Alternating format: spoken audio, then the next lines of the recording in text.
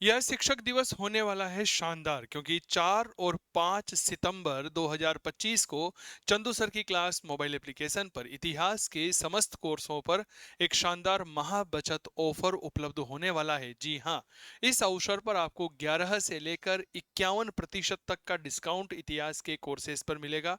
Google play store से आज ही download करिए चंदू सर की क्लास मोबाइल एप्लीकेशन और इस शानदार ऑफर का लाभ उठाइए। ऑफर 2 दिन रहेगा, 4 और 5 सितंबर, शिक्षक दिवस के अवसर पर यह शानदार ऑफर है। इतिहास में फर्स्ट ग्रेड हिस्ट्री का लाइव कोर्स चल रहा है। इसके अलावा फाउंडेशन कोर्स भी हमारे यहाँ पर उपलब्ध है, जो असिस्टेंट प्रोफेसर यूजीसी नेट और मेरे प्यारे साथियों फर्स्ट ग्रेड पीजीटी सभी परीक्षाओं के लिए समान रूप से उपयोगी है। तो देरी किस बात की, गूगल प्ले स्टोर से आज ही डाउनलोड करिए चंदू सर की क्लास मोबाइल एप्लीकेशन। और किसी भी प्रकार की असुविधा से बचने के लिए आप हमें संपर्क भी कर सकते हैं। हमारे हेल्पलाइन नंबर है 8802060952। जय हिंद, जय भारत। एक बार पुनः शिक्षक दिवस की बहुत बहुत शुभकामनाएं। नमस्कार जी, स्वागत, सत्कार, अभिनंदन, राम राम, जय श्री कृष्ण, राधे राधे। क्या हाल चाल? बढ़िया, स्वस्थ, मस्त, तंदुरुस्त। आ जाइए, स्वागत है आप सभी का एक बार फिर से चंदू सर की क्लास के मंच पर। मेरा नाम चंदू जैन है और आज हम एक नए अध्याय की शुरुआत करने जा रहे हैं और उस नए अध्याय का नाम होता है, मेरे प्यारे साथियों, सिंधु सरस्वती सभ्यता। क्या ये बात क्लियर हो गई? सभी को बहुत बहुत स्वागत, बहुत बहुत अभिनंदन। चलिए एक नया अध्याय शुरू करते हैं और ये नया अध्याय जो है वह जुड़ा हुआ है सिंधु सरस्वती सभ्यता। आपको पता है इसका लोकप्रिय नाम सिंधु सरस्वती सभ्यता नहीं है, ठीक है? क्या मैं ठीक कर रहा हूं क्या? स्वागत है नीलम, लक्ष्मी और जितने भी प्यारे साथी जुड़े हैं, सभी का बहुत बहुत अभिनंदन। हाँ, तो मैं बात कर रहा था कि आपको पता है कि इस सभ्यता का नाम जो है वह सिंधु सरस्वती सभ्यता नहीं है। तो फिर इसे क्या कहा जाता है? तो मेरे दोस्त, कहा जाता है कि यह मूल रूप से सिंधु घाटी सभ्यता है। क्या है यह? सिंधु घाटी सभ्यता है। अब आप कहोगे सर ऐसा क्यों है कि भाई इसे सिंधु सरस्वती सभ्यता ना कह करके सिंधु घाटी सभ्यता क्यों कहते हैं? क्योंकि जो इसके प्रारंभिक नगर थे वह सिंधु और उसकी जो सहायक नदियां थी, उस सहायक नदियों के किनारे पर मिले थे, इसीलिए इसका नाम रख दिया सिंधु सरस्वती सभ्यता। स्वागत है आपका नीलम, लक्ष्मी, सुशीला, ललिता, बहुत अभिनंदन आप सभी का। क्या ये बात क्लियर हो गई? तो मेरे प्यारे साथियों, याद रखिएगा, मूल रूप से सिंधु और उसकी सहायक नदियों के किनारे पर इसके प्रारंभिक स्थल मिले थे, इसलिए इसे क्या कहा जाने लगा? सिंधु घाटी सभ्यता कहा जाने लगा। लेकिन अब इसका नाम बदल करके क्या हो गया है? याद रखिएगा, अब इसका नाम बदल करके हो गया है सिंधु सरस्वती सभ्यता। क्यों हो गया है? क्योंकि वर्तमान में जब समय के साथ तेजी आगे आई और तेजी के साथ इसके नए स्थल खोजे जाने लगे, तो नई सभ्यता के स्थल घग्गर और उसकी नदियों के किनारे पर प्राप्त हुए हैं। ठीक है। अब घग्गर नदी क्या है? प्राचीन काल में जो सरस्वती नदी बहा करती थी उसी का एक नया रूप है, परिवर्तित रूप है। ठीक है। सरस्वती नदी आपके कहां से निकलती? उत्तराखंड में बद्रीनाथ है, बद्रीनाथ में एक माणा गांव है, उस माणा गांव से निकलती है और वहीं से लुप्त हो जाती है। क्लियर? तो मेरे प्यारे साथियों, इसीलिए इसे क्या कहा जाने लगा? सरस्वती सभ्यता के नाम से जाना लगा। जितने भी स्थल मिले हैं उन सभी स्थलों में से मूल रूप से लगभग लगभग 81% यानी कि 81% स्थल सरस्वती या घग्गर नदी के किनारे पर है। ये मैं लिखवाऊंगा, आप लोग निश्चिंत रहिएगा, ठीक है? क्योंकि इंडस वैली सिविलाइजेशन इसे कहा जाता है। क्या कहा जाता है?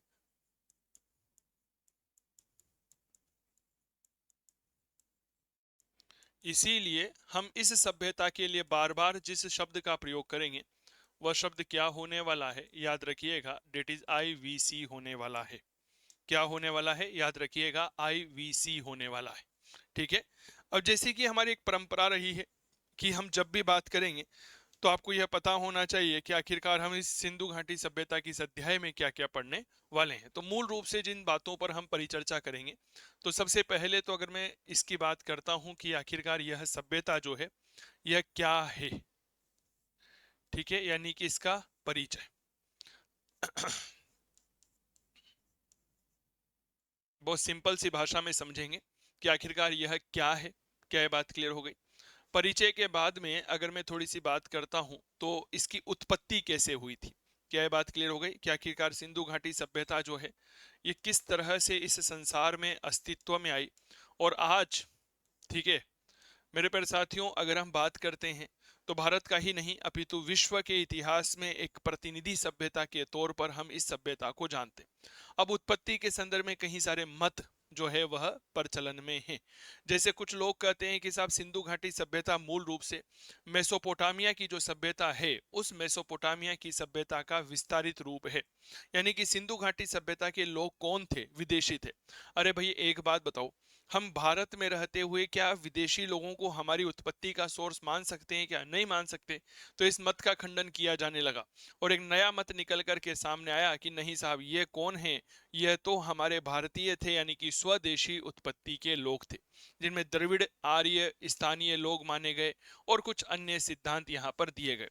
तो उत्पत्ति के संदर्भ में अगर मैं बात करता हूं तो तीन मत माने गए हैं। पहला विदेशी, और विदेशी में कहां से इन्हें माना? याद रखिएगा, डेट इज मेसोपोटामिया से। ठीक है। नंबर 2, स्वदेशी उत्पत्ति। इन्हें क्या माना गया? इन्हें माना गया द्रविड़। इन्हें क्या माना गया? याद रखिएगा, आर्यों की माना गया कि वे हाँ आर्य थे यह, या फिर ये क्या थे, या यह यहीं के लोकल लोग थे, कोई दूसरे लोग नहीं थे यह। ठीक है। और तीसरा आता है कुछ अन्य सिद्धांत, यानी कि कुछ दूसरी बातें। ठीक है, अन्य सिद्धांत।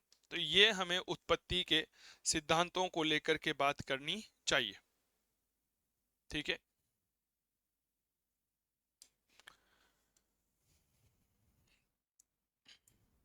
बेहद सिंपल सी भाषा में कुछ बातें जो आपको मैं बताना चाह रहा हूं। ठीक है, उत्पत्ति हो गई। चलिए, उत्पत्ति के बाद में अगर हम बात करते हैं इसका विस्तार कहाँ कहाँ था, यानी कि यह लगभग 12,99,400 वर्ग किलोमीटर में फैली हुई सभ्यता थी। और ताजुब के बाद देखिए, वर्तमान में भी इस सभ्यता के कई सारे स्थल जो है वह खोजे जा रहे हैं। तो इसके विस्तार के बारे में परिचर्चा करेंगे कि आखिरकार यह सभ्यता जो है कहाँ पर फैली हुई थी। विस्तार में ही अगर थोड़ी सी चर्चा करेंगे तो आकार के बारे में पढ़ लेंगे। ठीक है, क्षेत्रफल के बारे में हम पढ़ लेंगे। क्या ये बात क्लियर हो गई? अरे बताओ। क्षेत्रफल के बाद अगर मैं बात करता हूं तो इसके कुछ महत्वपूर्ण स्थलों के बारे में बात करेंगे। और जब स्थल पढ़ेंगे तो स्थल की विशेषताएं आपको पता होनी चाहिए कि आखिरकार इन स्थलों की क्या क्या विशेषता रही है। क्या ये बात क्लियर हो गई? हाँ या ना का जवाब दीजिएगा। इसके बाद चूंकि जब स्थल पढ़ते हैं तो स्थल मूल रूप से 3 देशों में फैले हुए हैं। सबसे पहले आता है हमारा भारत देश। ठीक है। दूसरा आता है हमारा पड़ोसी मुल्क पाकिस्तान। और तीसरा आता है हमारा एक और पड़ोसी मुल्क जिसे हम कहते हैं अफगानिस्तान। ठीक है, क्या कहते हैं हम? अफगानिस्तान कहते हैं। तो इन 3 देशों में यह सभ्यता फैली हुई है। क्या है क्या नहीं है, इसके बारे में थोड़ी सी हम और परिचर्चा करेंगे। ठीक है, चलिए। इसके बाद अगर मैं बात करता हूं सिंधु घाटी सभ्यता की कुछ विशेषताओं पर परिचर्चा आपका ध्यान आकर्षित करना चाहूंगा। अब जब हम विशेषताएं पढ़ते हैं तो एक बात याद रखना कि आखिरकार हम विशेषताएं जो है उनमें क्या क्या चीजें जो है वह पढ़ते हैं। सबसे पहले हम विशेषताओं में पढ़ते हैं कि यहाँ का समाज कैसा था। What was the society of Indus Valley Civilization? इससे आपके दिमाग में एक इमेज बन रही होगी ना कि हाँ, अगर हमें सिंधु घाटी सभ्यता पढ़नी है तो यह चीजें पढ़नी पड़ेगी। ठीक है। तो यहाँ का जो समाज है, यह समाज कैसा था? यहाँ का जो अर्थव्यवस्था है, यह अर्थव्यवस्था कैसी थी? ये बात क्लियर हो गई। अर्थव्यवस्था के बाद अगर बात करते हैं तो क्या इतनी बड़ी जो सभ्यता थी, जो भारत के वर्तमान भारत के 1/3 हिस्से पे थी, क्योंकि लगभग लगभग 13 लाख वर्ग किलोमीटर का क्षेत्रफल था ना। अब आप देखो, चलो, वर्तमान भारत का क्षेत्रफल कितना है? 32,87,263 वर्ग किलोमीटर है। और सिंधु घाटी सभ्यता का क्षेत्रफल कितना है? 12,99,400 वर्ग किलोमीटर था। तो 1/3 से भी ज्यादा हो गया। ठीक है ना। तो मेरे दोस्त, इस सभ्यता पर नियंत्रण कौन रखता था, यानी कि यहाँ का प्रशासनिक तंत्र जो है वह कैसा था? प्रशासन या राजनीति जो है वह कैसी थी? किस तरह से यहाँ की लोग कार्य करते थे, किस तरह से यहाँ के कार्य होते थे? क्या ये लोग धर्म को मानते थे? ठीक है, चलिए धर्म की बात करेंगे यहाँ पर। ठीक है। इसके बाद यहाँ पर अगर मैं बात करता हूँ धर्म के अलावा, भाई यहाँ के लोग अगर धर्म को मानते थे तो हम इस बारे में परिचर्चा करेंगे। यहाँ पर हम नगरीकरण के बारे में बात करने की इच्छुक हैं कि नगरीकरण कैसा था, क्योंकि एक इतिहास काल हुआ है, नाम है गोल्डन चाइल्ड। गॉर्डन चाइल्ड के द्वारा एक किताब लिखी गई है, द अर्बन रिवॉल्यूशन। उस अर्बन रिवॉल्यूशन नामक किताब में मेरे प्यारे साथियों याद रखिएगा क्या कहा गया है कि यह भारत ही नहीं अपितु मध्य एशिया का या दक्षिणी एशिया का पहला नगरीकरण था। अब आप सोच के देखिए, उस समय आज भी हमारे देश की कुल जनसंख्या का लगभग लगभग 70% हिस्सा गांवों में निवास करता है। क्या मैं ठीक कह रहा हूं क्या? और 30% हिस्सा जो है वह शहरों में निवास करता है। उस समय आज से लगभग 4,500 साल पहले भारत में एक नगरीय सभ्यता का विकास होना अपने आप में बहुत बड़ी बात थी, बहुत बड़ी विशेषता थी। तो इस नगरीकरण के बारे में बात करेंगे। इसके अलावा यहाँ पर कई सारे संकेत हमें प्राप्त हुए हैं, वो संकेतों को लिपि के तौर पर इंगित किया जाता है। तो मेरे दोस्त यहाँ पर लिपि की बात करेंगे और किस तरह से यह सभ्यता जो है पतन की ओर चली गई, यह भी मैं आपको बताऊंगा। ठीक है, स्वागत है मंजू, नमस्कार। तो ये चीजें आपको यहाँ पर पता होना चाहिए। अरे क्या ये बात क्लियर हो गई क्या? परिचय पढ़ेंगे, उत्पत्ति पढ़ेंगे, विस्तार पढ़ेंगे, विशेषता पढ़ेंगे, पतन पढ़ेंगे कि किस तरह से हमारी यह सभ्यता जो है यह हमारे यहाँ से चली जाती है। देखो स्वाभाविक बात है आप इस बात को बहुत अच्छे से जानते हैं कि जिसने जन्म लिया है उसको मरना तो है। अरे क्या मैं ठीक कर रहा हूं क्या? भाई जिसने जन्म लिया है उसको मरना तो पड़ेगा ही सही।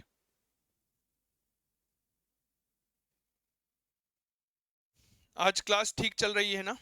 मुझे बताओ, आज क्लास अटक नहीं रही होगी उस दिन की तरह? एक बार सूचना उपलब्ध करवा दीजिए, आज क्लास ठीक चल रही है ना? उस दिन बेसिकली सॉफ्टवेयर अपडेट आया था, इसलिए क्लास में थोड़ा सा इश्यू आ रहा था, पर अभी जो है वह टेक्निकल ग्लीच जो है दूर कर लिया गया है और अब क्लास नहीं अटक रही होगी। अगर थोड़ी बहुत अटक भी रही होगी तो वह भी थोड़ा सा सॉफ्टवेयर अपडेट चल रहा है तो हो जाएगा। ठीक है, चलिए। तो इतनी बड़ी सभ्यता जो भारत के लगभग 13 लाख वर्ग किलोमीटर के क्षेत्र में फैली हुई थी, वह सभ्यता किस तरह से पतन हुई, तो उसके बारे में भी बहुत अच्छे से परिचर्चा करेंगे। चलिए, तो सबसे पहले सिंधु घाटी सभ्यता के परिचय के बारे में हम बात करते हैं। What was the introduction of Indus Valley Civilisation? परिचय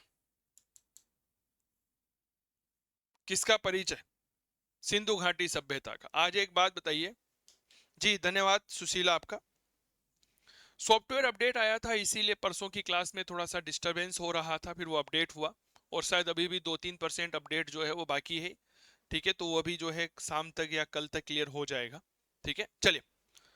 तो मेरे प्यारे साथियों, आज आप मुझसे जुड़े हैं तो पहला आपका टारगेट क्या होता है कि सर पहले आप अपने बारे में बताइए। तो मैं कहता हूं मेरा नाम चंदू जैन है, इतिहास विषय का 10 वर्षों का पढ़ाने का अनुभव है, एमए बीएड नेट जेआरएफ हूँ। ठीक है, पीएचडी चल रही है। इसके अलावा 2018 में मध्य प्रदेश वर्ग 1 का जो एग्जाम है उसको क्रैक कर रखा है, एनवीएस और केवीएस जो है सिलेक्टेड हूँ। तो इस तरह से मैं अपना परिचय देता हूँ। 2 किताबों का लेखक हूँ, 10 वर्षों से पढ़ा रहा हूँ, जयपुर में पढ़ाता हूँ। इसके अलावा राजस्थान के लगभग 6-7 शहरों में मैंने पढ़ाया। ये मेरा परिचय। तो आपको पता लगता है कि हाँ यार मास्टर ठीक ठाक आदमी। समझ में आ गई क्या बात? तो जब हम किसी भी व्यक्ति से मिलते हैं तो सबसे पहले उसका परिचय लेते हैं। अच्छा, अब एक बात बताओ भाई साहब, हम बात कर रहे हैं इंडस वैली सिविलाइजेशन यानी कि सिंधु घाटी सभ्यता की। बहुत सिंपल सी भाषा में समझिए, सिंधु घाटी सभ्यता की खोज सन 1921-22 में हुई थी। ठीक है, तो इसके पहले तो सिंधु घाटी सभ्यता अस्तित्व में ही नहीं थी। तो मेरे दोस्त 1921 और 22 के पहले भारतीय इतिहास की शुरुआत जो है यह कहां से होती थी?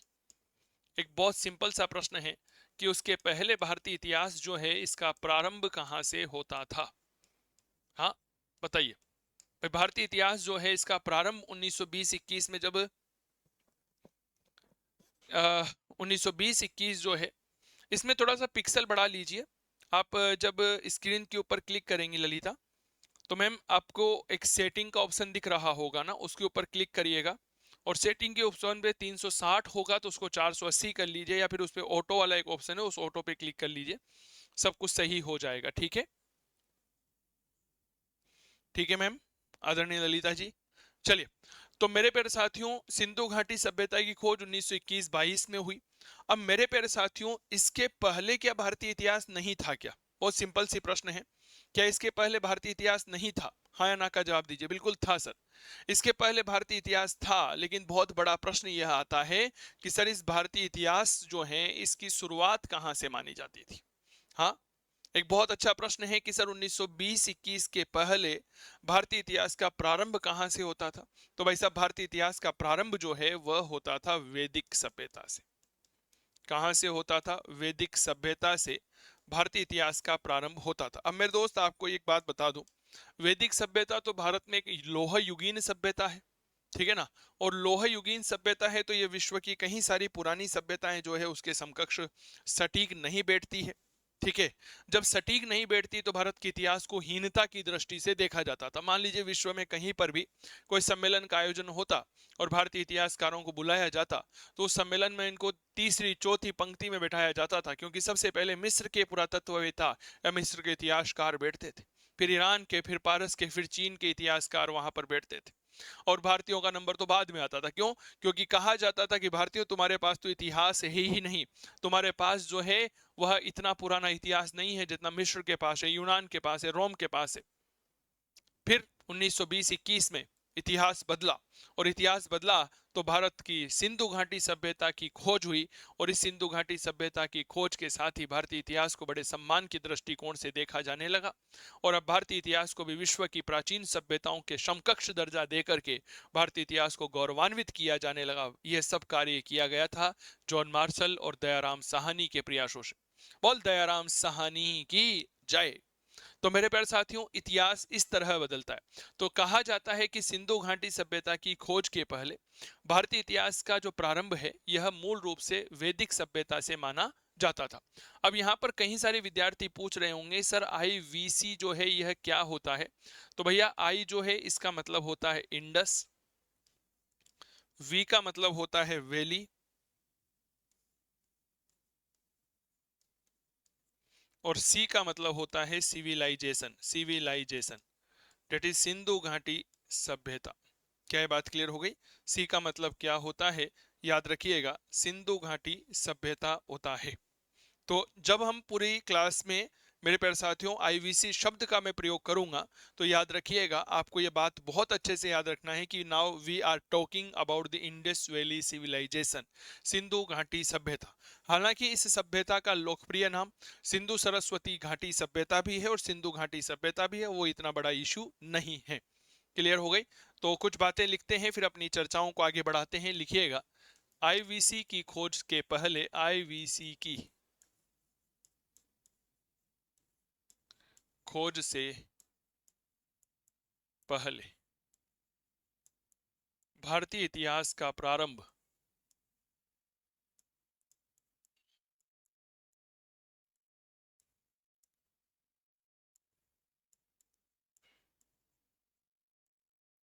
का प्रारंभ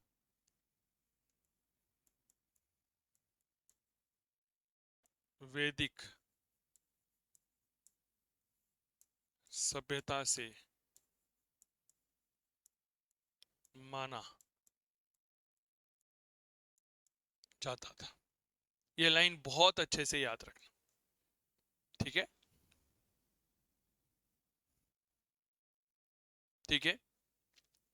वैदिक सभ्यता से हमारे भारत की इतिहास जो है इसकी शुरुआत मानी जाती थी। बहुत अच्छी लाइन है। शायद आपको यह बात पहले पता थी क्या? हाँ या ना का जवाब साझा करिए एक बार। ठीक है, क्या आपको ये जानकारी पहले थी? थी तो बहुत अच्छी बात है, और नहीं थी तो मेरे लिए गौरवान्वित करने वाला पल है कि मैं आपको एक नई जानकारी जो है वह साझा कर रहा हूं।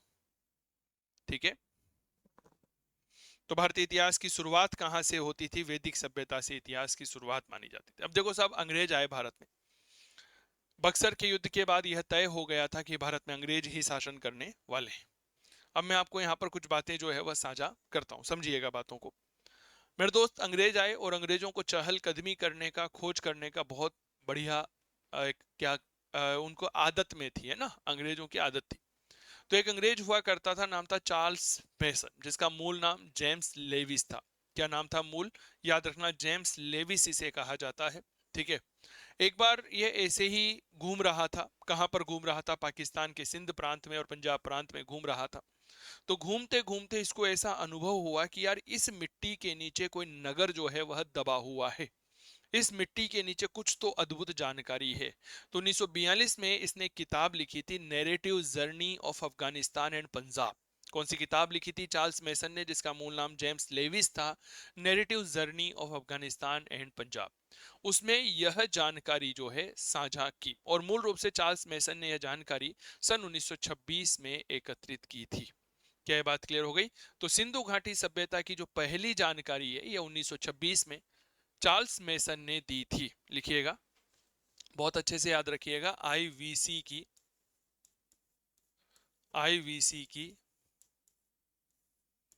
पहली जानकारी 1826 में, 1826 है ये, ईस्वी में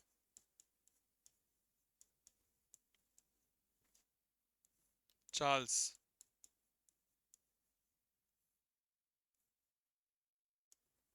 मेसन ने दी दी चार्ल्स मेसन ने दी थी। दो बातें,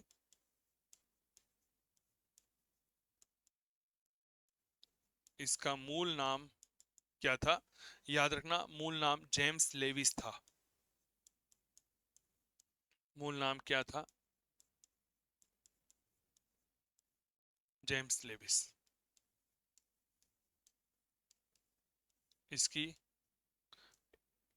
1842 ईस्वी में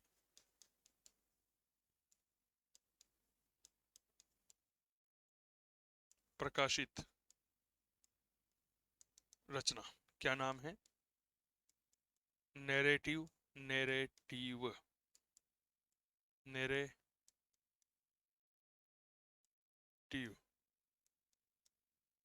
जर्नी ऑफ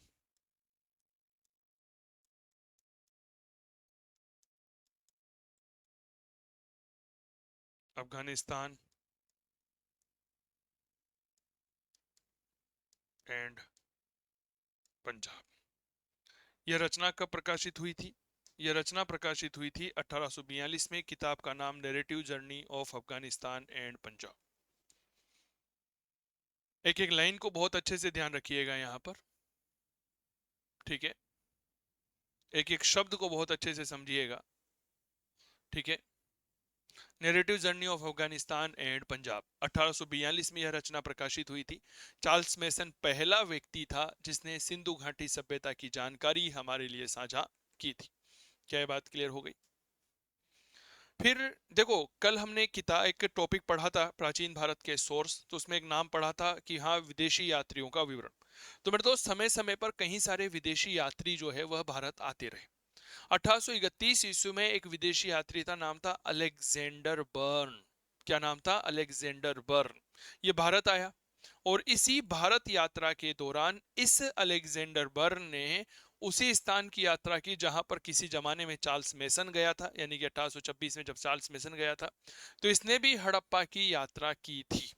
तो हड़प्पा की यात्रा करने वाला एक अंग्रेज यात्री कौन था? अलेक्जेंडर बर्न था। लिखिए, सन 1831 में,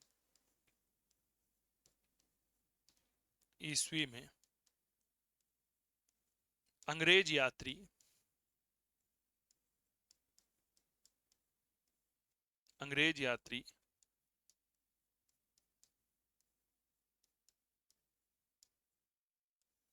अलेक्जेंडर बर्न ने हड़प्पा की यात्रा की। क्या नाम था? Alexander burn. हड़प्पा की यात्रा की। इसने अपना यात्रा वृतांत लिखा, अ ट्रेवल ऑफ अलेक्जेंडर बर्न, ठीक है? तो उस यात्रा वृतांत में इसने हड़प्पा की जानकारी साझा की थी। अब मैं आपको यहाँ पर कोई इतिहासकार बनाने के लिए नहीं बैठा हूँ, इसीलिए मैं हर एक किताब की जानकारी नहीं लिखवाऊंगा, वही परिचर्चा करूंगा जो आपकी परीक्षा के दृष्टिकोण से बेहद ज्यादा उपयोगी है। तो 1831 में अलेक्जेंडर बर्न नाम के व्यक्ति ने जो है, मेरे प्यारे साथियों याद रखना, हड़प्पा की यात्रा की थी। क्लियर हो गई? यानी कि अब तक हड़प्पा में कहीं ना कहीं दो अंग्रेज ऐसे यात्री आ चुके थे जिन्होंने हड़प्पा के बारे में जानकारी प्राप्त की। पहला अंग्रेज यात्री अगर मैं बात करता हूं तो वह चार्ल्स मेसन है, और दूसरा अलेक्जेंडर बर्न होता है।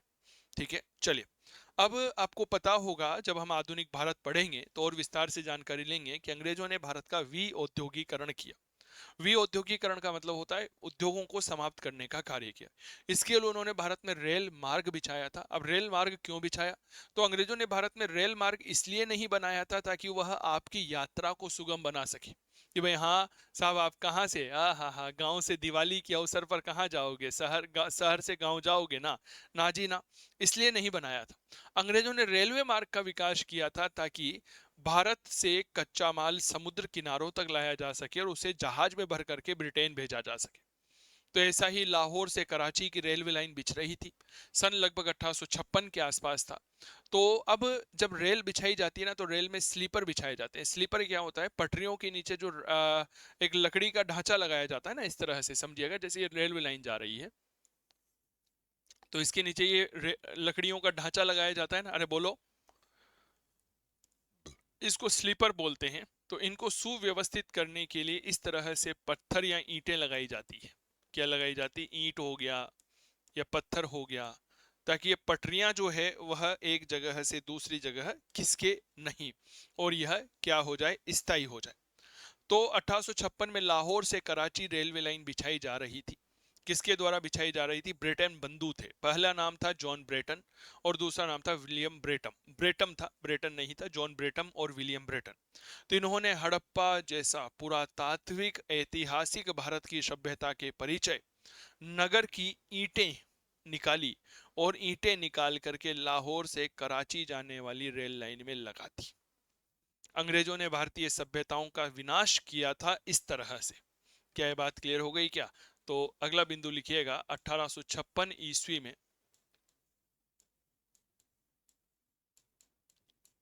ईस्वी में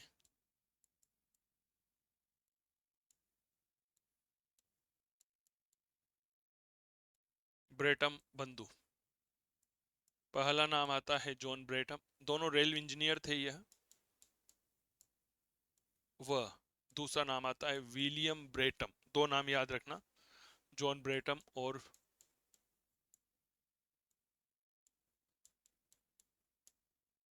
विलियम ब्रेटन ने, ब्रेटम बंधुओं ने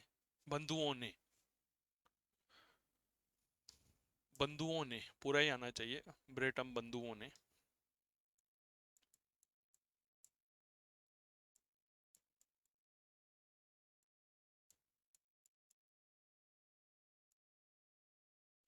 ब्रेटम बंधुओं ने हड़प्पा के टीले की ईंटों को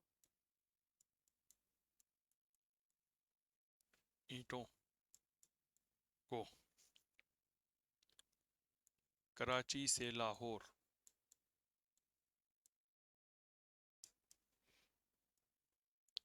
कराची से लाहौर तक बिछाई गई रेल लाइन में लगा दिया। बिछाई गई रेल लाइन में लगा दिया। 1856 में ब्रेटम बंधुओं जॉन ब्रेटम और विलियम ब्रेटम ने हड़प्पा के टीले की जो ईंटें थी, इन्हें कराची से लाहौर तक जो रेल लाइन बिछाई गई थी उसमें लगा दिया। आपको गुस्सा नहीं आ रहा है क्या ये सब सुन करके, कि साहब हड़प्पा जैसे एक महान सभ्यता जो है, इस महान सभ्यता की ईंटें, मेरे प्यारे साथियों, इन कबूतरों के द्वारा कहाँ लगा दी गई? एक रेल लाइन बिछाई जा रही थी लाहौर से कराची या कराची से लाहौर की, उसमें लगा दी गई। क्या ये बात क्लियर हो गई? खून खोल रहा है सब, सही बताऊं तो मैं, पूरी सभ्यता जो है उसको खत्म कर दिया इन लोगों ने, केवल और केवल कुछ ईंटों के लिए। ठीक है। अब इसके बाद क्या हुआ? 1853 में ही अलेक्जेंडर कनिंगम का एक नाम आता है। उसने मध्य हड़प्पा का अन्वेषण किया। अन्वेषण करने का मतलब होता है रिसर्च किया, शोध किया, और इसके महत्व को समझने का प्रयास किया कि आखिरकार ये क्या है। 20 वर्षों का समय लगा 1853 से लेकर कहीं ना कहीं 1873 तक, लेकिन वह असफल रहा। लिखिए,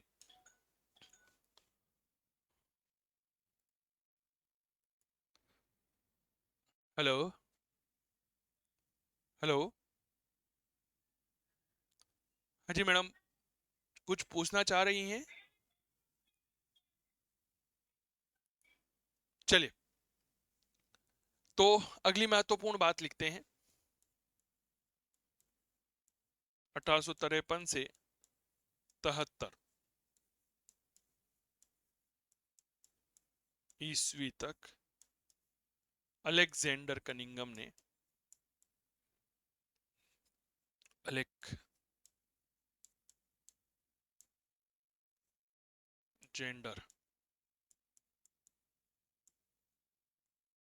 कनिंगम ने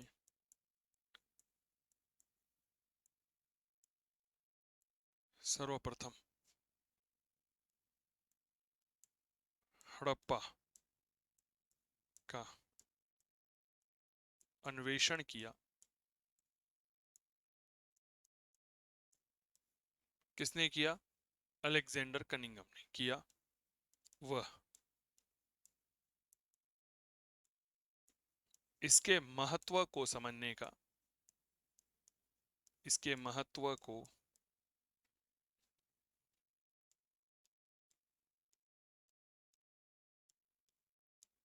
समझने का असफल प्रयास किया। इसको महत्व को समझने का असफल प्रयास किया। अब तक केवल जानकारियां दी जा रही थी, लेकिन अलेक्जेंडर कनिंगम जो है भाई साहब, इस अलेक्जेंडर कनिंगम ने तो पूरा रिसर्च करने की कोशिश की कि आखिर मैं जानना चाहूंगा कि ये सब चल क्या रहा है। क्या ये बात क्लियर हो गई? हाँ या ना का जवाब दीजिएगा। ठीक है। अब मेरे दोस्त, मैं अलेक्जेंडर कनिंगम के बारे में कुछ एक्स्ट्रा जानकारियां आपके साथ साझा करने की इच्छा रखता हूं। थोड़ा सा समझने की कोशिश करिएगा। देखो, जब हम अलेक्जेंडर कनिंगम की बात करते हैं, जिसे मैं एक कनिंगम कहता हूं, यह एक तरह का भारतीय हितैषी व्यक्ति था। ठीक है, हितैषी व्यक्ति था, तभी तो इसने हड़प्पा सभ्यता का अन्वेषण किया था। क्या मैं ठीक कह रहा हूं? क्या हाँ ना का जवाब दीजिए। तभी तो इसने क्या किया था? हड़प्पा का अन्वेषण किया था। और हड़प्पा का अन्वेषण किया और यह कोशिश की कि मैं इस हड़प्पा के बारे में जानकारी लगा करके भारत की सभ्यता को दुनिया के समकक्ष लाना चाहूंगा। लेकिन दुर्भाग्य की बात रही कि यह क्या हो गया? असफल हो गया। इसी अलेक्जेंडर कनिंगम ने कलकत्ता में सन 1861 ईस्वी में एएसआई यानी कि आर्कियोलॉजिकल सर्वे ऑफ इंडिया, भारतीय पुरातत्व सर्वेक्षण विभाग की स्थापना की थी। इसीलिए अलेक्जेंडर कनिंगम को क्या कहा जाता है? भारतीय पुरातत्व का जनक कहा जाता है। ठीक है, अलेक्जेंडर कनिंगम के बारे में कुछ बात लिखिएगा। इसने 1861 ईस्वी में कलकत्ता में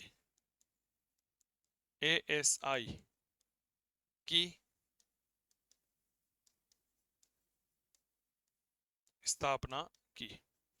तो एएसआई का प्रारंभिक मुख्यालय कहाँ था? कलकत्ता में था। किसकी स्थापना कर दी? एएसआई। एएसआई क्या होता है? तो याद रखना, यह होता है भारतीय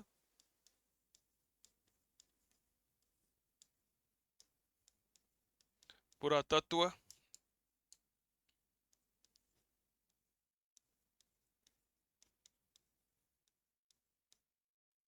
सर्वेक्षण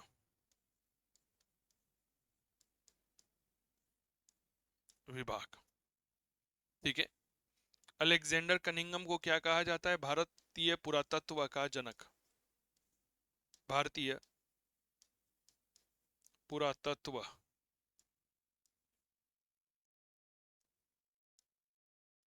का जनक कहा जाता है। किसे कहा जाता है साहब? तो याद रखना, अलेक्जेंडर कनिंगम को कहा जाता है। थोड़ा सा एएसआई के बारे में याद रखिएगा। अब देखो, अंग्रेज जो है यह कभी नहीं चाहते थे, मैं एक बात हमेशा कहता हूं कि अंग्रेज बुरे थे। बहुत अच्छे से समझना, अंग्रेज क्या थे? बुरे थे। लेकिन क्या सारे ही अंग्रेज बुरे थे क्या? तो नहीं साहब, सारे अंग्रेज बुरे नहीं थे। ठीक है। अलेक्जेंडर कनिंगम अच्छा व्यक्ति था। हड़प्पा के बारे में जो सभ्यता का विनाश हो रहा था, उस सभ्यता के विनाश को रोकने के लिए इसने अन्वेषण किया, खोज करने का काम किया, लेकिन असफल रहा। 1861 में इसने आर्कियोलॉजिकल सर्वे ऑफ इंडिया की स्थापना करी। अब मेरे दोस्त, एक एडवर्ड बर्क नाम का व्यक्ति था। बात है 1892 की। उसने आर्कियोलॉजिकल सर्वे ऑफ इंडिया को बंद कर दिया। भारतीय इतिहास में किस तरह से उथल पुथल हुई उसको समझिए। अंग्रेज कभी भी ये नहीं चाहते थे कि भारतीय इतिहास जो है वह कहीं ना कहीं विश्व में महत्वपूर्ण स्थान प्राप्त करे। एडवर्ड बर्क ने इसे बंद कर दिया। क्यों? कारण बताया जी, पैसे नहीं है, आर्थिक संकट आ रखा है।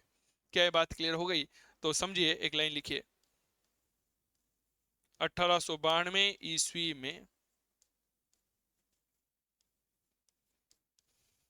आर्थिक संकट बताते हुए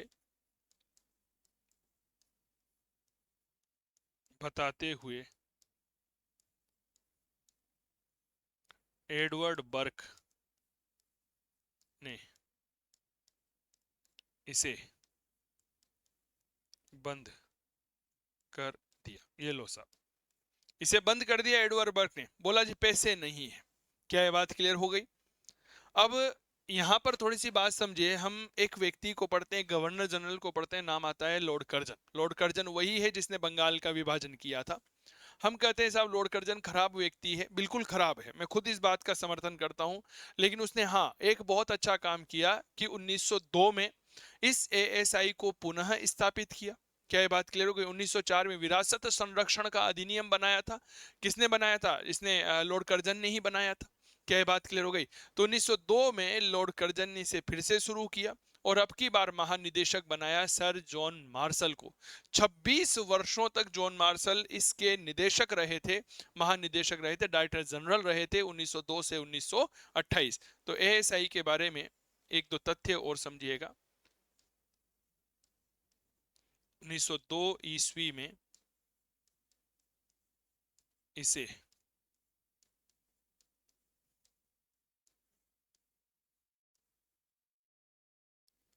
लॉर्ड कर्जन ने पुनः स्थापित किया। लॉर्ड कर्जन ने पुनः स्थापित किया। कब किया? 1902 में स्थापित किया था। लिख लो यहां तक।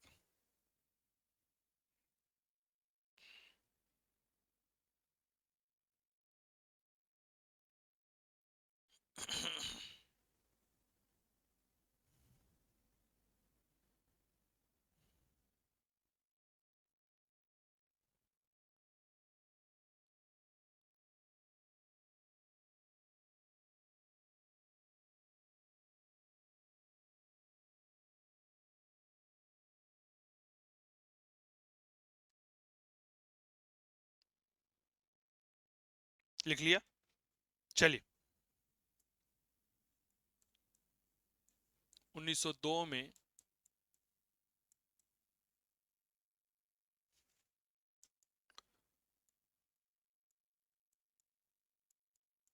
जॉन मार्शल एएसआई के महानिदेशक बने। महानिदेशक बने जो 1928 ईस्वी तक रहे। ये लो सर, एएसआई का वर्तमान मुख्यालय कहां पर है? वर्तमान हेडक्वार्टर कहां पर है? तो ये है धरोहर भवन। धरोहर भवन कहां पर पड़ता है? दिल्ली में। यह है सर एएसआई का मुख्यालय। वर्तमान में आर्कियोलॉजिकल सर्वे ऑफ इंडिया का मुख्यालय कहां पर है? याद रखना धरोहर भवन में है। और धरोहर भवन कहां पर है? याद रखना दिल्ली में है यह। तो एएसआई के महानिदेशक कौन बने? 1902 में जॉन मार्शल बने और 1928 में इस पदों तक रहा। आज मैं एक बात के लिए जॉन मार्शल का बहुत धन्यवाद ज्ञापित करता हूं। पूछो किस लिए? क्योंकि जॉन मार्शल की वजह से ही आज सिंधु घाटी सभ्यता जो है वह हम सब के बीच में अस्तित्व में आ पाई थी। क्या ये बात क्लियर हो गई क्या? अच्छा, एक मूवी आपने देखी होगी अक्षय कुमार की, नाम था राम सेतु। अरे बताओ, देखी है नहीं देखी? एक मूवी आपने देखी होगी राम सेतु।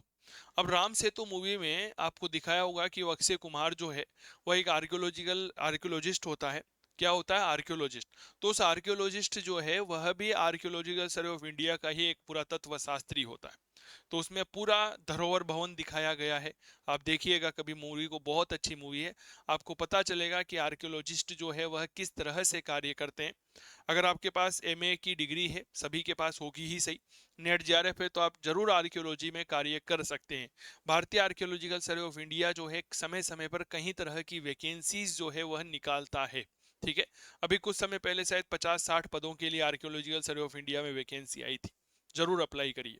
ठीक है। चलिए, अब काम चल रहा था लेकिन इतना बड़ा कोई कार्य हो नहीं पाया था अभी तक। ठीक है। तो एक व्यक्ति का नाम आता है जिसे हम कहते हैं लॉन्गवर्थ डेंस। ठीक है। इसने किताब लिखी है text book of the Baloch lagoons. इसने सिंधु क्षेत्र में हड़प्पा सभ्यता की एक मोहर प्राप्त की थी। तो अगला महत्वपूर्ण व्यक्ति लिखिएगा, लॉन्गवर्थ डेंस ने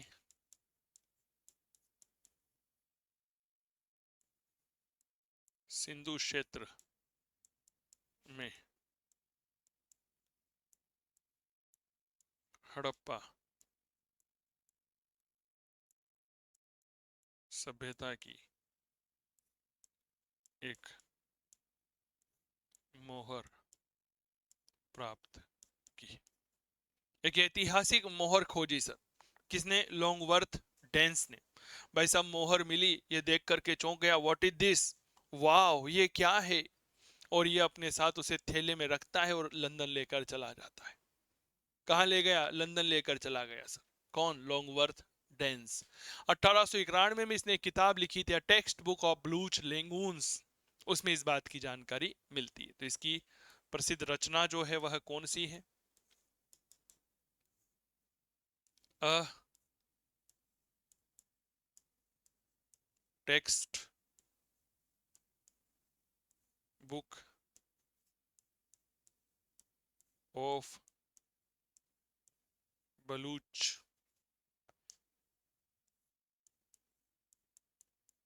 लेगून्स। लेगून्स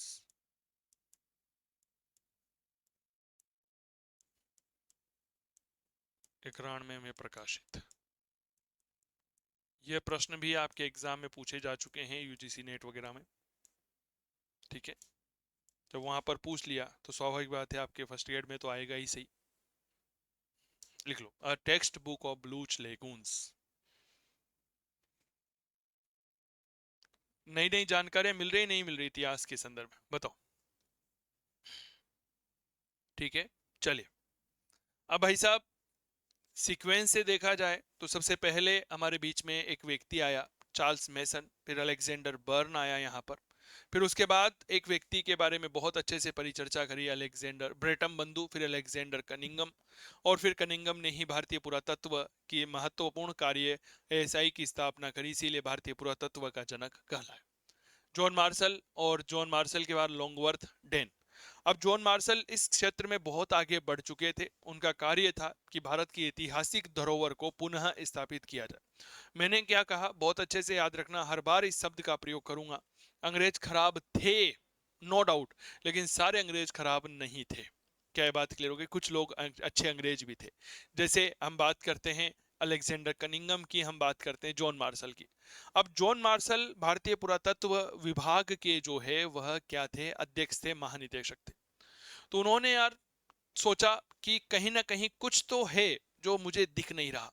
तो उन्होंने एक भारत के ही व्यक्ति को बुलाया, नाम था दयाराम साहनी। दयाराम साहनी को बुला करके कहा कि mister Dayaram Sahni, you are a great Indian archaeologist, I have a lot of inspiration from you, you should go to Harappa and invent something new. कि आर्कियोलॉजी का दयाराम साहनी आप भारत के एक बहुत महान पुरातत्व शास्त्री हैं, मुझे भी आपसे प्रेरणा मिलती है। आप हड़प्पा जाइए और वहां पर कुछ खोज कर करके आइए। तो जॉन मार्शल ने दयाराम साहनी को भेजा। दयाराम साहनी ने हड़प्पा की खोज की और हड़प्पा की पहली जानकारी जॉन मार्शल ने ही अपनी किताब लंदन न्यूज, जिसका पूरा नाम आता है इलिस्ट्रेटेड लंदन न्यूज वीकली, में प्रकाशित की सन 1924 में। चूंकि हड़प्पा जो है यह सिंधु घाटी सभ्यता की सहायक नदियों के किनारे पर था, इसीलिए इस सभ्यता को पहली बार सिंधु घाटी सभ्यता नाम दिया। वैसे तो रावी नदी के किनारे पर है हड़प्पा, हम सभी जानते हैं, लेकिन रावी क्या है, सिंधु की सहायक नदी है, ठीक है। तो इसीलिए इसे सबसे पहले सिंधु घाटी सभ्यता का नाम किसने दिया था? सिंधु घाटी सभ्यता का नाम दिया था मेरे दोस्त, याद रखना, जॉन मार्शल ने। ठीक है, चलिए कुछ बातें लिखते हैं।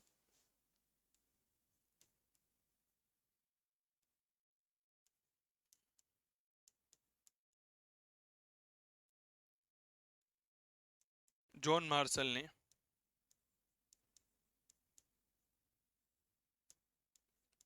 दयाराम साहनी को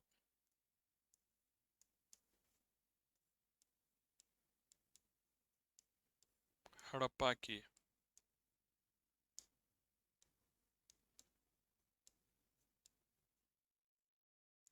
उत्खनन के लिए भेजा।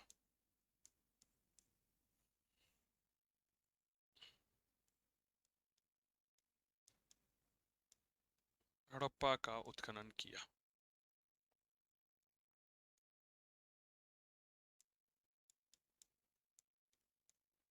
चलिए, लिख लिया। दयाराम साहनी ने क्या किया? हड़प्पा की जानकारी दी। जॉन मार्शल ने सन 1924 ईस्वी में प्रकाशित अपनी रचना प्रकाशित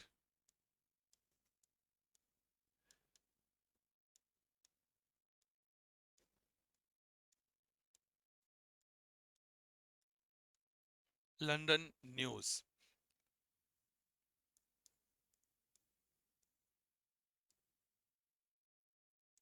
जिसका अगर मैं पूरा नाम लिखना चाहूं तो इस तरह से होता है, illustrated London news weekly. Illustrated illustrated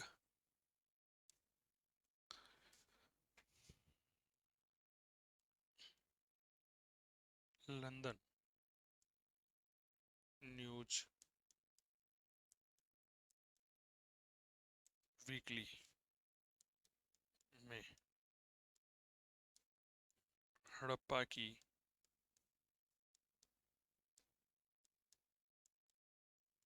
जानकारी दी और और सर्वप्रथम इस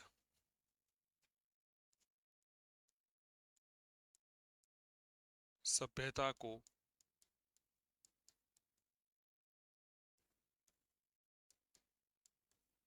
सिंधु घाटी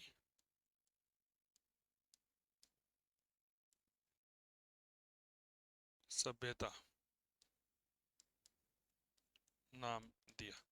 तो बिल्कुल सिंपल सी भाषा में याद रखिएगा, सबसे पहले सिंधु घाटी सभ्यता नाम जो है वह किसने दिया था? तो याद रखना, यह जॉन मार्शल ने दिया था।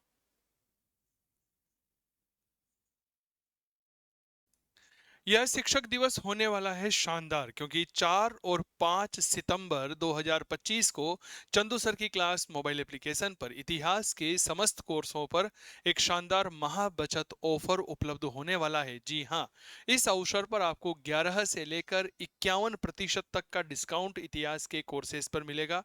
गूगल प्ले स्टोर से आज ही डाउनलोड करिए चंदू सर की क्लास मोबाइल एप्लीकेशन और इस शानदार ऑफर का लाभ उठाइए। ऑफर 2 दिन रहेगा, 4 और 5 सितंबर, शिक्षक दिवस के अवसर पर यह शानदार ऑफर है। इतिहास में फर्स्ट ग्रेड हिस्ट्री का लाइव कोर्स चल रहा है, इसके अलावा फाउंडेशन कोर्स भी हमारे यहाँ पर उपलब्ध है, जो असिस्टेंट प्रोफेसर यूजीसी नेट और मेरे प्यारे साथियों फर्स्ट ग्रेड पीजीटी सभी परीक्षाओं के लिए समान रूप से उपयोगी है। तो देरी किस बात की, गूगल प्ले स्टोर से आज ही डाउनलोड करिए चंदू सर की क्लास मोबाइल एप्लीकेशन। और किसी भी प्रकार की असुविधा से बचने के लिए आप हमें संपर्क भी कर सकते हैं। हमारे हेल्पलाइन नंबर है 8802060952। जय हिंद, जय भारत। एक बार पुनः शिक्षक दिवस की बहुत बहुत शुभकामनाएं। ठीक है, किसने दिया था? जॉन मार्शल ने दिया था। किस किताब में दिया? लंदन न्यूज में दिया था। इसी का पूरा नाम इलिस्ट्रेटेड लंदन न्यूज वीकली हमें देखने को मिलता है। ठीक है, तो सबसे पहले इस सभ्यता का क्या नाम दिया गया था? तो याद रखिएगा, सिंधु घाटी सभ्यता जॉन मार्शल के आधार पर किसने दिया? जॉन मार्शल ने दिया था। और लंदन न्यूज वीकली नाम की किताब थी। ठीक है, कब प्रकाशित हुई थी? 1924 में प्रकाशित हुई थी, तब जाकर के नाम दिया गया। लिख लो।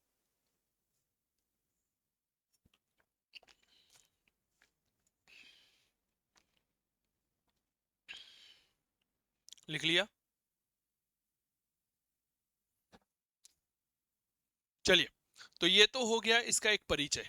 ठीक है, परिचय में कई सारी बातें शायद आपको पहली बार पढ़ने में या सुनने में मिली होगी, तो मुझे बहुत अच्छा लगेगा। अब इसके बाद बात करते हैं इसके नामकरण को लेकर के, कि इसको नामकरण जो है वह किस आधार पर दिया गया था। सिंधु घाटी सभ्यता का नामकरण, यहां से भी प्रश्न आता है। कई बार प्रश्न जो है वह पूछे जाते रहे हैं। देखो, सिंधु घाटी सभ्यता को आपको पता चली गया कि क्यों कहा जाता है, क्योंकि इसके जो स्थल है वह प्रारंभिक स्थल सिंधु और उसकी सहायक नदियों के किनारे पर थे, इसीलिए कहा गया सिंधु घाटी सभ्यता। लिखिए,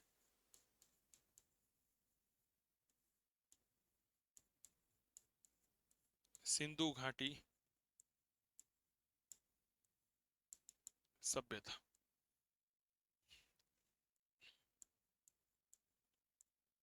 इसके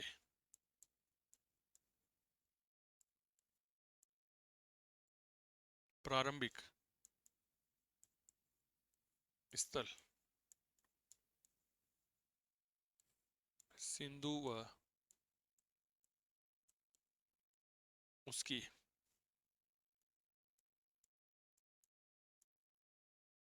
सहायक नदियों के किनारे खोजे गए। किनारे खोजे गए, इसलिए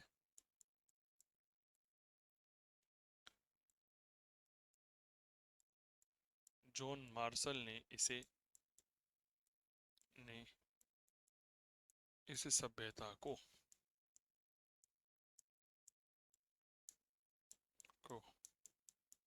आईवीसी नाम दिया। ठीक है, तो पहला नाम तो ये हो गया।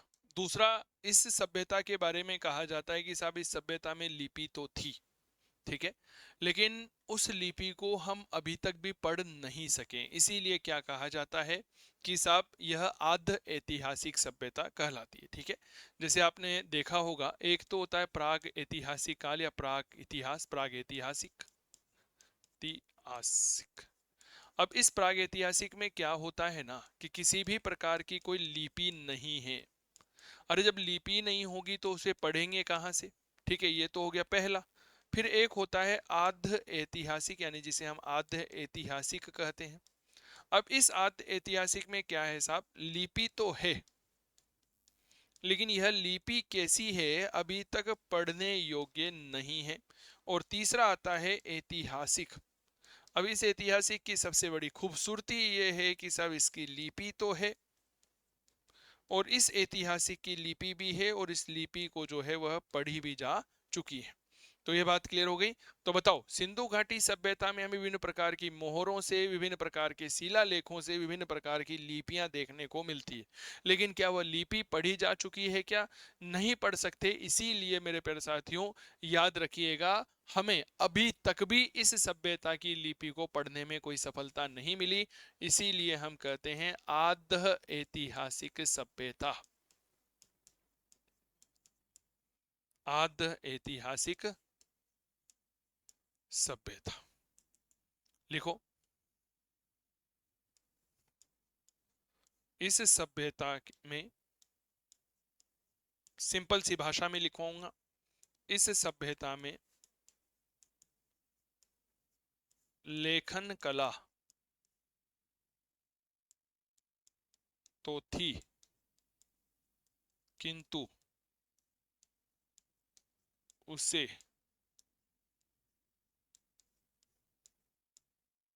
अभी तक पढ़ा नहीं जा सका है, इसलिए इसे आद्य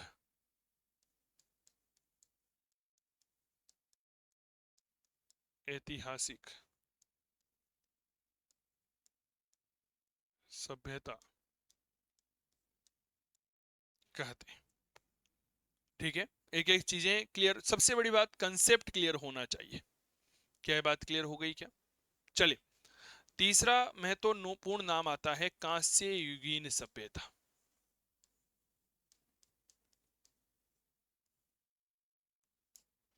कांस्य युगीन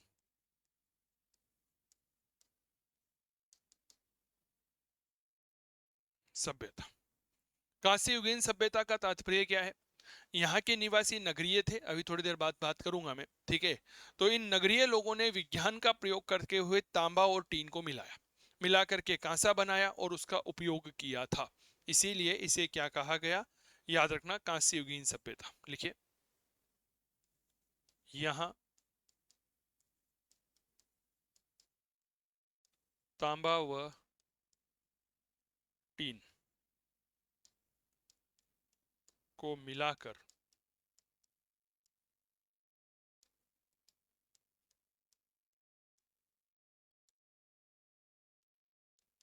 कांसा बनाया व उसका उपयोग किया,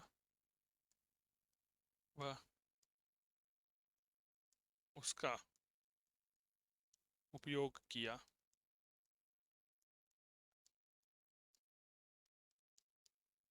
इसलिए इसे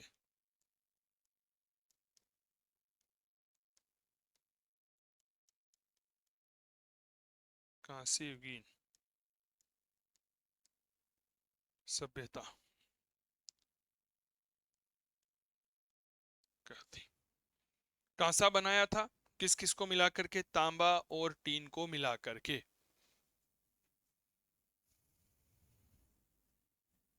तांबा और टीन को मिलाकर क्या बनाया? कांसा बनाया, इसीलिए इसे क्या कहलाया? याद रखना, कांस्य युगीन सभ्यता। अच्छा, क्या हमारे इतिहास में हमें और भी कांस्य युगीन सभ्यताएं मिलती है क्या? क्या यह एकमात्र सभ्यता है जो कांस्य युगीन है? नहीं मेरे दोस्त, सिंधु घाटी सभ्यता के बारे में कहा जाता है कि यह दुनिया की तीसरी कांस्य युगीन सभ्यता थी। दुनिया की कौन सी कांस्य युगीन सभ्यता थी? तीसरे नंबर की। पहली कांस्य युगीन सभ्यता होती है मिस्र की, दूसरी मेसोपोटामिया की थी और तीसरी इंडस वैली सिविलाइजेशन है। तो नोट करके एक लाइन लिखिएगा, नोट,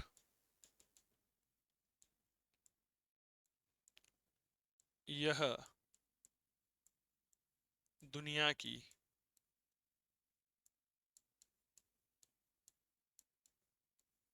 तीसरी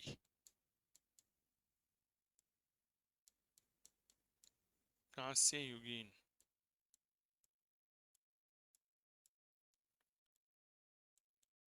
सभ्यता थी। ये शायद आपने पहले कभी नहीं पढ़ा होगा। सबसे पहली सभ्यता कौन सी थी? डेट इज मिस्र की। दूसरी थी मेसोपोटामिया की और तीसरी थी सिंधु घाटी सभ्यता की। लिख लो, दुनिया की तीसरी सभ्यता थी यह।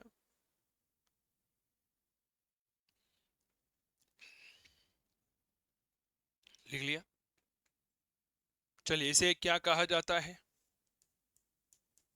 इसे कहा जाता है नगरीय सभ्यता, अर्बन सिविलाइजेशन। अब साहब, नगरीय सभ्यता क्यों कहा जाता है? तो नगरीय सभ्यता इसलिए कहा जाता है कि इतिहास में पहली बार बड़े व्यवस्थित नगरों का विकास यहीं पर हुआ था, इसीलिए इसे कहा जाता है। लिखिए,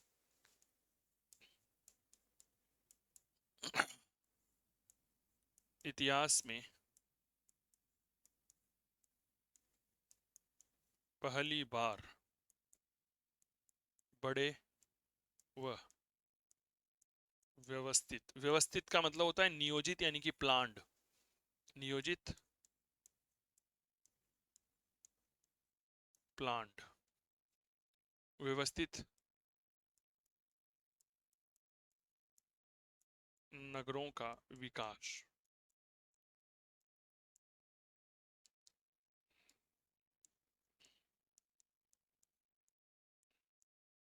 यही हुआ था।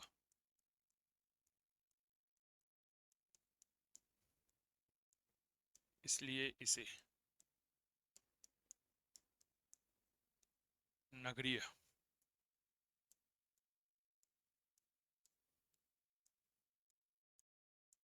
सभ्यता कहते हैं। इसीलिए इसे क्या कहते हैं? नगरीय सभ्यता कहते हैं। लिख लो।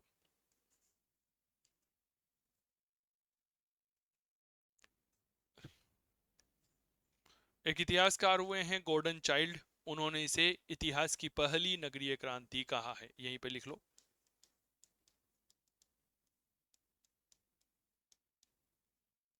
गॉर्डन चाइल्ड ने आईवीसी को इतिहास की पहली नगरीय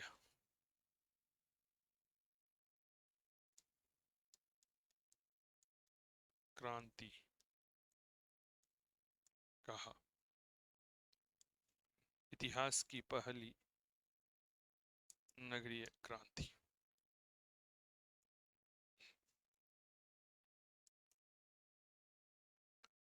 लिख लो।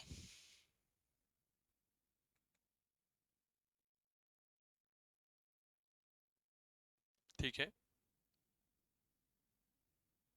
एक आता है सरस्वती घग्गर सभ्यता।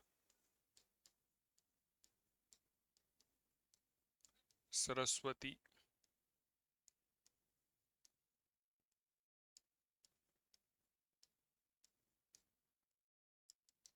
घग्गर सभ्यता। सिंधु घाटी सभ्यता के जितने भी स्थल अब तक खोजे गए हैं ना, उनमें से लगभग 80-81% स्थल सरस्वती घग्गर और उसकी सहायक नदियों के किनारे स्थित है।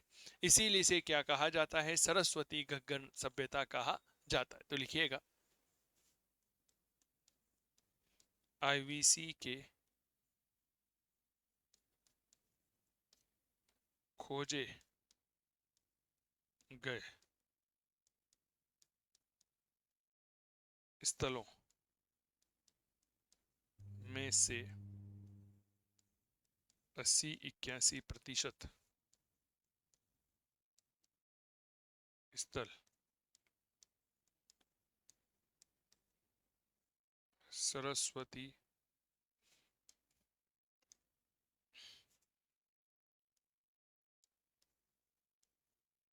घग्गर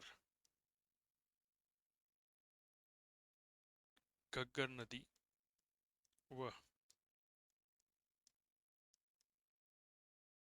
उसकी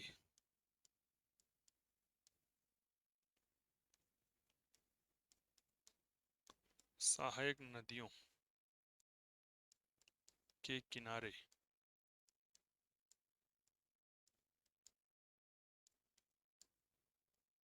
स्थित है। इसलिए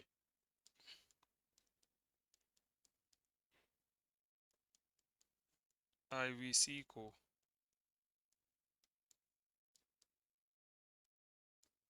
वर्तमान में सरस्वती घग्गर सभ्यता कहते हैं। लिख लो, सरस्वती घग्गर सभ्यता कहते हैं। क्यों कहते हैं? कारण आप सबको समझ में आ गया होगा। हाँ या ना का जवाब साझा करिएगा। ठीक है। लगभग लगभग 80% या 81% मान सकते हैं। ठीक है, लगभग लगभग 80% स्थल सरस्वती और घग्गर नदी घाटी जो है उसके किनारे पर है। हाकरा भी आता है, इसका नाम आपको पता ही होगा, हाकरा। ठीक है ना, हाकरा। सिंधु घाटी सभ्यता, सॉरी, गग्गर सभ्यता का जो पार्ट होता है ना, जो पाकिस्तान में है, उसे क्या कहा जाता है? उसे कहा जाता है हाकरा। ठीक है, क्लियर? अच्छा, इसे हड़प्पा सभ्यता क्यों कहा फिर, मुझे बताइए। हड़प्पा सभ्यता इसलिए कहा जाता है क्योंकि सिंधु घाटी सभ्यता का खोजा गया पहला स्थल हड़प्पा था। ठीक है, चलिए लिखिए हड़प्पा सभ्यता नंबर 5।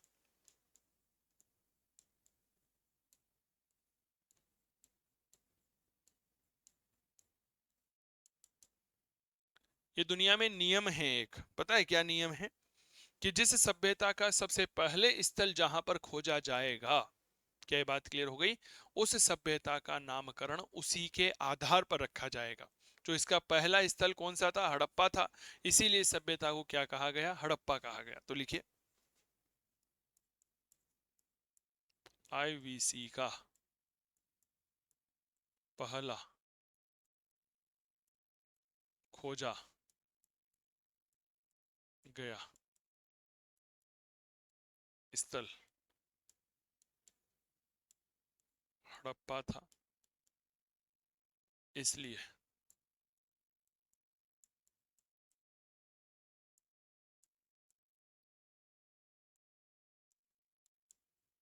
इसे हड़प्पा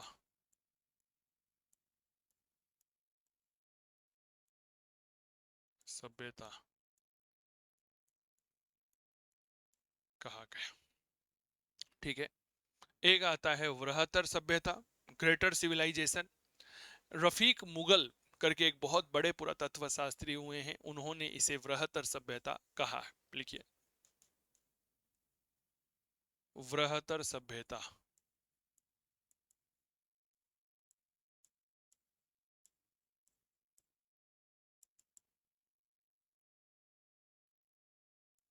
प्रसिद्ध इतिहासकार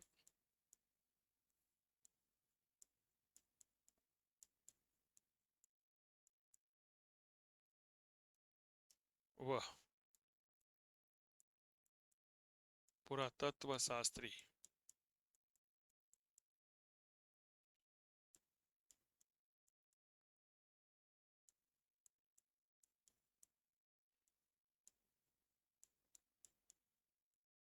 रफीक मुगल ने आईवीसी को वृहत्तर सभ्यता कहा है।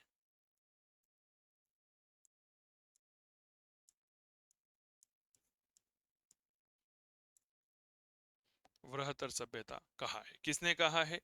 तो याद रखना, रफीक मुगल ने कहा है। ठीक है,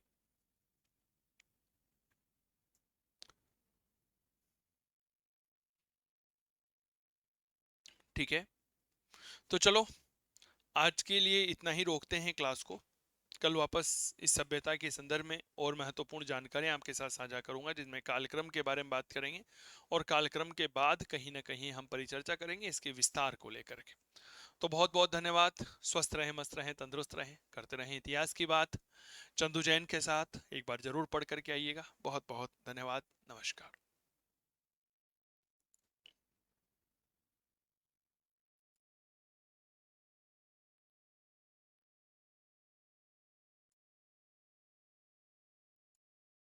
यह शिक्षक दिवस होने वाला है शानदार, क्योंकि 4 और 5 सितंबर 2025 को चंदू सर की क्लास मोबाइल एप्लीकेशन पर इतिहास के समस्त कोर्सों पर एक शानदार महा बचत ऑफर उपलब्ध होने वाला है। जी हां, इस अवसर पर आपको 11 से लेकर 51% तक का डिस्काउंट इतिहास के कोर्सेज पर मिलेगा। गूगल प्ले स्टोर से आज ही डाउनलोड करिए चंदू सर की क्लास मोबाइल एप्लीकेशन और इस शानदार ऑफर का लाभ उठाइए। ऑफर 2 दिन रहेगा, 4 और 5 सितंबर, शिक्षक दिवस के अवसर पर यह शानदार ऑफर है। इतिहास में फर्स्ट ग्रेड हिस्ट्री का लाइव कोर्स चल रहा है, इसके अलावा फाउंडेशन कोर्स भी हमारे यहाँ पर उपलब्ध है, जो असिस्टेंट प्रोफेसर यूजीसी नेट और मेरे प्यारे साथियों फर्स्ट ग्रेड पीजीटी सभी परीक्षाओं के लिए समान रूप से उपयोगी है। तो देरी किस बात की, गूगल प्ले स्टोर से आज ही डाउनलोड करिए चंदू सर की क्लास मोबाइल एप्लीकेशन। और किसी भी प्रकार की असुविधा से बचने के लिए आप हमें संपर्क भी कर सकते हैं। हमारे हेल्पलाइन नंबर है 8802060952। जय हिंद, जय भारत। एक बार पुनः शिक्षक दिवस की बहुत बहुत शुभकामनाएं।